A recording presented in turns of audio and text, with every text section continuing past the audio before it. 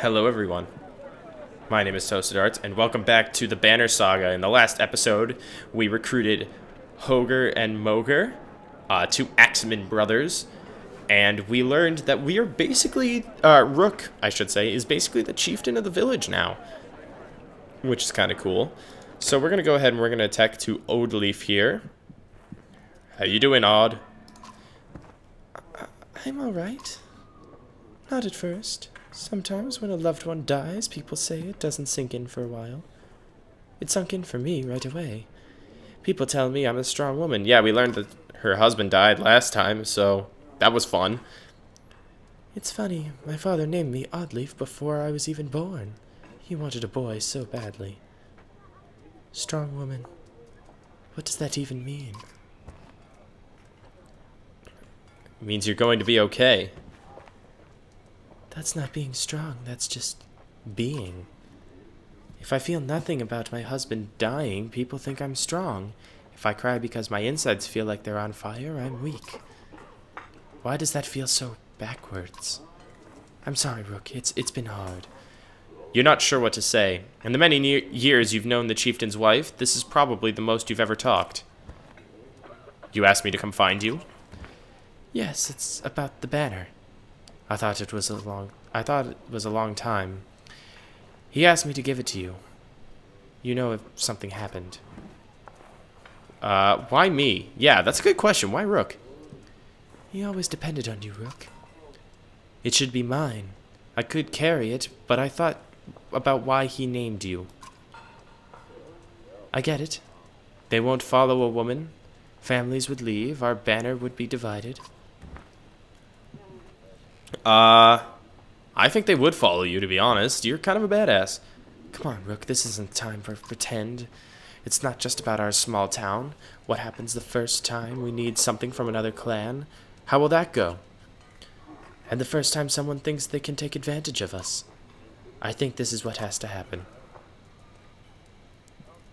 Maybe this is what it means to be a strong woman. She looks sideways, eventually giving over a timid smile. I'm not sure if that's the dumbest thing I've heard or the sweetest. Listen, I know I dragged this out. The truth is my husband and I could never have a child. I don't want our banner to end here. It'll be safe with you and Alette. I know you're going to take care of her. She puts her hand on your shoulder as she heads back to the camp. Oh, cool. So we got some more renown for that. Awesome. Well, let's rest a couple of days just to heal our party up as high as we can. And then let's get going. On the road again. Here we are on the road again. Oh, cool. These random events are actually kind of awesome. At a small split in the trail, a few fighters stop to speak with you, each carrying a single pack. We recognize this place, one man says. Spent several years here with some kin. If they're still around, we have to warn them of what's coming. With luck, we'll find you again in less than a week.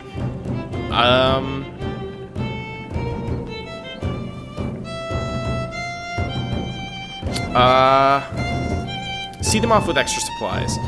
If that's all you're taking, you may never make it, you say, grabbing a few items from the supply wagon. You strap the additional provisions to their backs. Search for family instead of food, you say with a smile. The men clasp wrists before you go departing.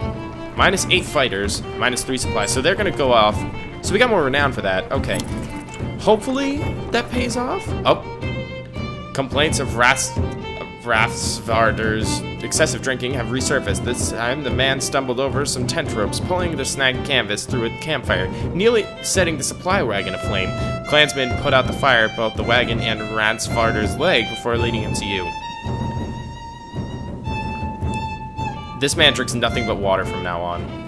Groggily agrees, slurring his way through promises to quit being such a nuisance. Many of the onlookers snort and roll their eyes, but go back to their business. Somehow you doubt it'll be long before Frostvellr You, sir, have a name that I can't ever pronounce. Manages to find another drink, whether you allow it or not. I don't know if we made the right choice there. Dredge! Shouts a man from the back of the caravan. It's Frostvellr, the unabashed drunk, staggering towards you, looking not entirely sober. He screams again, pointing to the trees in the distance. Fear races through the caravan as fighters pull up their weapons. Scouts return with no sightings, and furious men surround Frostvellr. Okay, you are so much trouble.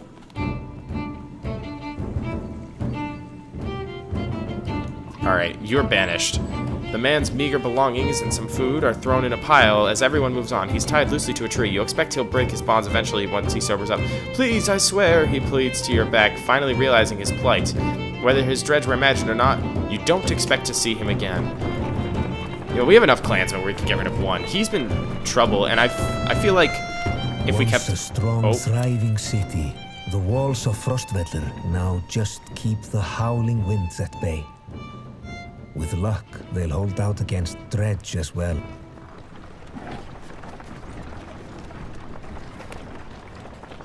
Okay, well, I was going to say, before I was rudely interrupted by the game's voiceover, as good as it is, oh, well, before we go over this, I was going to say that keeping him around is probably going to be bad. You jostle through a fallow of crowds of sunken faces who appear as though they've been freezing in front of Frostvellr for days. The gates are closed. You come to a stop at the bottom of the hill. Something tells me that the city isn't open. This is not looking good. Why are there so many people in the fields? We can't just stay outside in the open like this. Oddly finds you among the many refugees. Look, I just talked to some of the women here. Nobody is being let into the city. Why? It's overrun with Varl from Blotzbalker, Greyhorn, people from Bitra, all the nearby villages. The dredge are everywhere. And the chieftain of Frostvellr has locked himself in his great hall. That's when they close the gates. When the dredge come, these hills will turn red. We have to get in there. Okay. We're getting in the walls somehow. I can get that gate open. Let's see if there's any other way in before we start breaking down gates. I wasn't going to break it. Just push really hard. Oh, do we have a cutscene coming up? Okay. Well, first things first.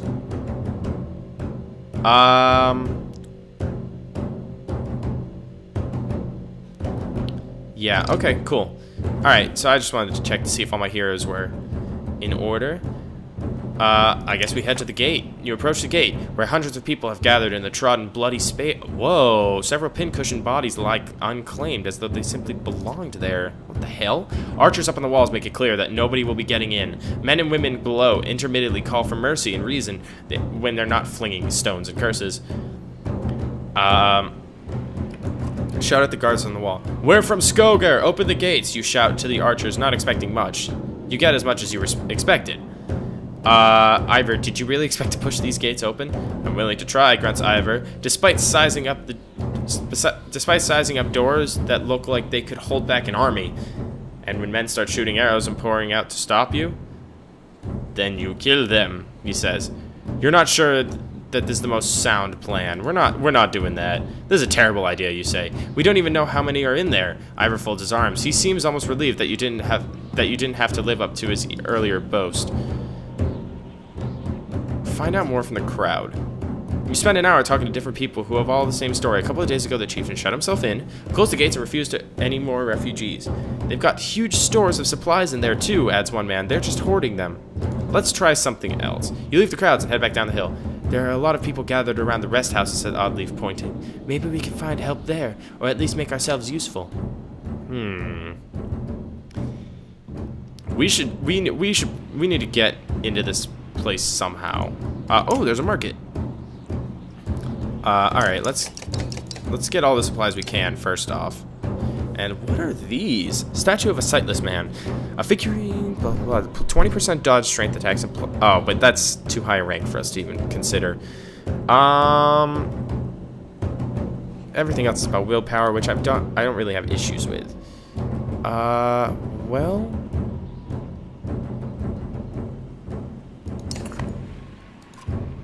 leave the gates and try something else. There are a lot of people gathered around the rest houses. Okay. Well, we did that. Alright, so we're back here. Awesome. Alright, let's rest then. You spend a whole day at the rest houses. Everyone gives you the same story. The chieftain just shut himself in the great hall, closed the gates. There were a lot of wounded people here, says Adzalet. We could help them.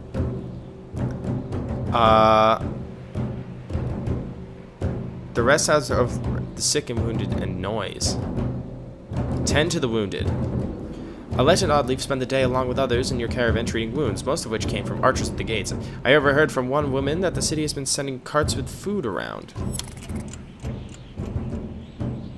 Wait and, could be a way in, Ivor replies. Next time they send a cart, we bring it back in. Oddleaf protests aside from leading to a fight. It would probably mean no more food for the refugees. We'll wait and confront them. Keep your sword down until we need it. You tell Ivor. We'll make a deal unless they're looking for a fight. Early the next day, you spot another cart leaving the gates. After they've thrown their scraps to the refugees, you approach. Stop. My friend wanted to talk with you.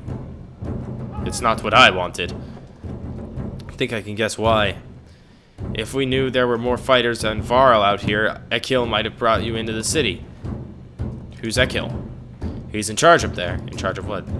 Better let me explain. Better let him explain. Fine. That sounds good. He nods. You follow him back up to the city gates where they open the doors for you. A man clad in black approaches as you step inside. What in the depths is this? The man ordered his guards to get the doors closed again before more refugees notice. You said you wanted fighters? You heard about the chieftain? We heard he's hiding out in the Great Hall. Oh, really? Think you mean hiding out in the grave? He's eating worms, if that wasn't clear. What happened here? Soon as they heard Dredge were coming, anyone who couldn't swing an axe got one to the head. That's the short story, anyway. At least 3 clans in here warring over turf and food, and the worst are the godforsaken Varl. He eyes Ivor and shrugs with exaggeration as if simply stating the obvious.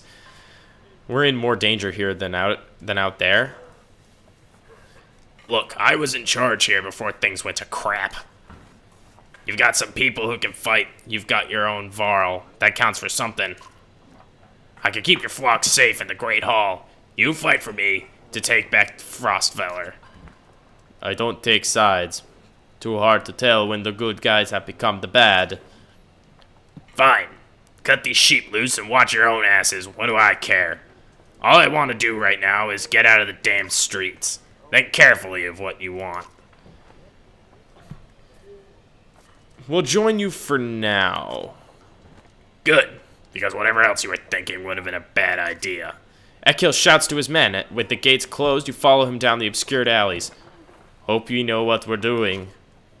Making it up as we go, Ivor. Yeah, pretty much. I mean,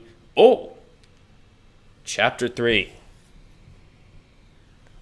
Little did they sleep. Oh, so now we're going somewhere else. Okay. Are we back with Ubin? We are. Awesome. Hey Khan, we're back. I was able to get about as many warriors from Strand as you wanted with more weapons, extra supplies too. Oh my god. Oh my god. You perk up, just now realizing Moger has been talking to you. Since Vognir died, everyone has been looking to you to make the decisions. It's exhausting. Hakon? Okay, so now we're playing as Hakon, I guess. I heard you. I was saying the Vara we sent to Strand have returned. The governor gave us more of what we wanted. Good enough. Much resistance from the governor? Some. I don't think he was happy about us buying his fighters using his own money. He also insisted we take on a lackey of his to watch over his property, a man named Eirik. Eirik? I met him. He seemed competent enough. Regardless, the governor will have to get over it unless he wants Dredge crawling through his streets. We've put down every slag that has wandered through here while you were gone. Enough flapping of mouths, then. Fucking Ludin, I forgot just how awful you were.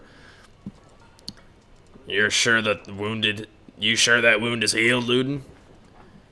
I agree. Enough has already gone wrong. If something happens to the prince on a mission of peace, the alliance would rot. Or worse.